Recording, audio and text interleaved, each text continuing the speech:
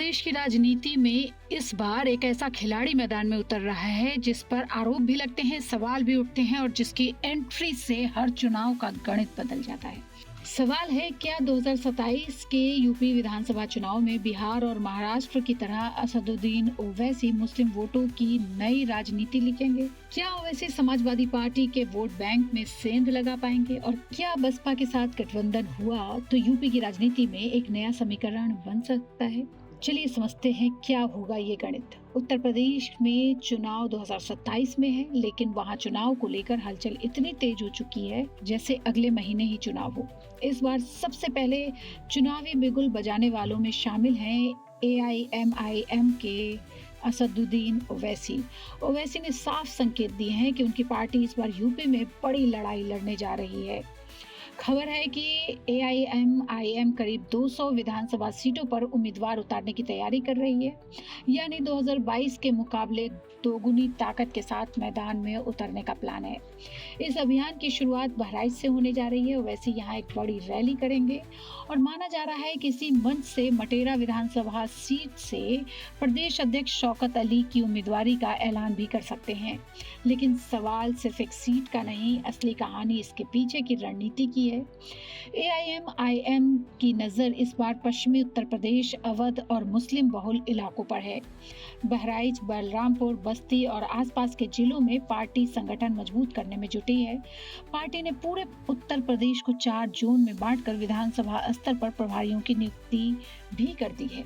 यानी तैयारी सिर्फ बयानबाजी की नहीं बल्कि बूथ स्तर पर पहुंचने की है। सबसे दिलचस्प बात यह है कि ओवैसी की पार्टी खुद को समाजवादी पार्टी के विकल्प के तौर पर पेश करना चाहती है।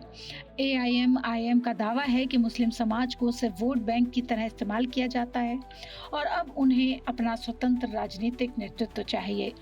यही वजह है कि पार्टी मुस्लिम वोटों के साथ दलित वोटों को भी साधने की कोशिश कर रही है। यहीं पर बसपा का नाम सामने आता है।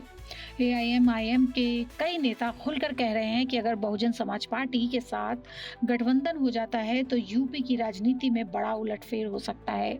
हालांकि अभी तक कोई औपचारिक बातचीत सामने नहीं आई है, लेकिन गठबंधन का दरवाजा खुला रखा गया है। दूसरी तरफ समाजवादी पार्टी ओवैसी के इस अभियान को बीजेपी के लिए मददगार बता रही है। सपा नेताओं का आरोप है कि AIMIM चुनाव के वक्त सक्रिय होती है और मुस्लिम वोटों को बांटकर बीजेपी को फायदा पहुंचाती है। सपा प्रवक्ताओं का कहना है कि यूपी का मुस्लिम मतदाता अब काफी जागरूक है।